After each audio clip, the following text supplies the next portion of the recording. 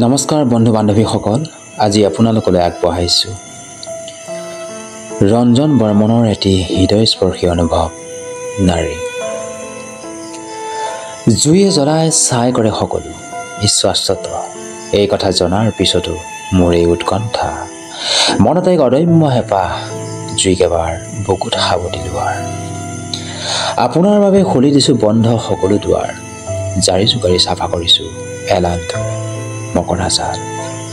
আপোনাৰ শুভ হওক এই কামনাৰে মংগল আৰতি কৰিছোঁ পুৱা গধূলি। আপোনাৰ মনত দুখ দিব পৰা, আপোনাক বিপদত পেলাব পৰা প্ৰতিটো কথা, প্ৰতিটো কামেই ঘোষণা কৰা হৈছে মোৰ অভিধানত নিষিদ্ধ। ইমানৰ পিছতো আপোনাৰ পৰা বিচাৰোঁনো কি?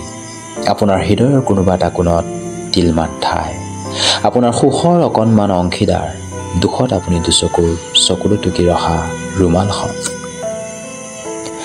আপোনাৰ দুওঠৰ হাঁহিত বিস্ফোৰিত হোৱা ৰশ্মিৰ অকণমান পোহৰ, আপোনাৰ ব্যস্ততাৰ অন্তত ৰাহি হোৱা সময়ৰ অকণমান সময়। আপুনি ছয়চাৰে সোধক বা নুসুধক, আপোনাৰ মুখৰ পৰা যদি ভুলবশতঃ সৰি পৰে কেনে আছা, মই তাতেই বিচাৰি পাওঁ স্বৰ্গ। মোৰ নিস্বাৰ্থ ভালপোৱা, মোৰ দুৰ্বলতা, এই কথা আপুনি ভালকৈয়ে বুজে, যাৰ বাবে আপুনি বাৰে বাৰে মোৰ পিঠিত ছুৰিকাঘাত কৰি সমাজৰ সকলোৰে আগত সেৱ প্ৰতিপন্ন কৰে। আপোনাৰ বন্ধুবৰ্গৰ সতে আপুনি মোক লৈ কত যে কি ৰগৰ নকৰে, এই কথা আপুনি নকলেও বুজো। তাৰ পিছতো আপোনাৰ আয়ুস কমে বুলিয়ে দীঘলকৈ সেউতা পালোঁ। এবাৰ বিষপান কৰিয়েই জন্ম হৈছিল নীলকণ্ঠৰ, তেনেকুৱা হাজাৰবাৰ বিষপান কৰাৰ পাছত জন্ম হয় নাৰী।